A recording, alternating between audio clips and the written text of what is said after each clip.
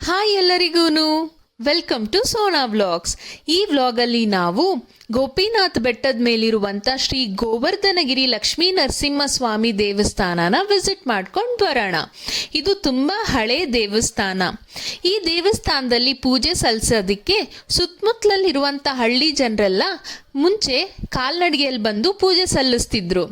But ಈಗ ಸರ್ಕಾರದವರು ಈ ದೇವಸ್ಥಾನಕ್ಕೆ ರೋಡನ್ನು ಹಾಕಿದ್ದಾರೆ. ಸೊ ಇದು ತುಂಬ ಹಳೆ ಕಾಲದ ದೇವಸ್ಥಾನ.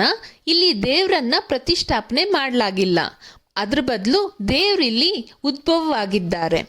ದೇವಸ್ಥಾನದ ಒಳಗಡೆ ಲಕ್ಷ್ಮೀ ನರಸಿಂಹಸ್ವಾಮಿ ದೇವರ ಜೊತೆಗೆ ಗಣೇಶ ಮತ್ತು ಲಕ್ಷ್ಮೀ ಮೂರ್ತಿಗಳನ್ನು ಪ್ರತಿಷ್ಠಾಪನೆ ಮಾಡಲಾಗಿದೆ.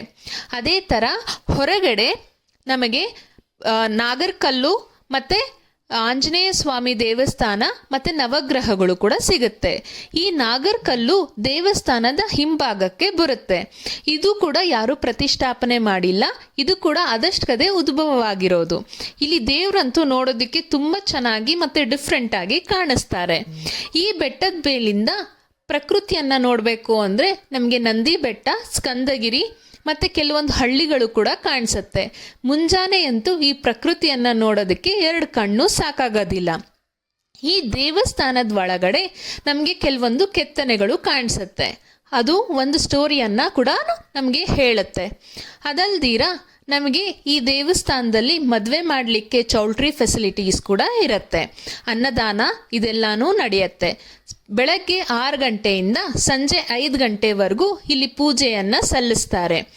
ಈ ದೇವಸ್ಥಾನ ಅಂತೂ ನಂಗಂತೂ ತುಂಬಾ ಇಷ್ಟ ಆಯಿತು.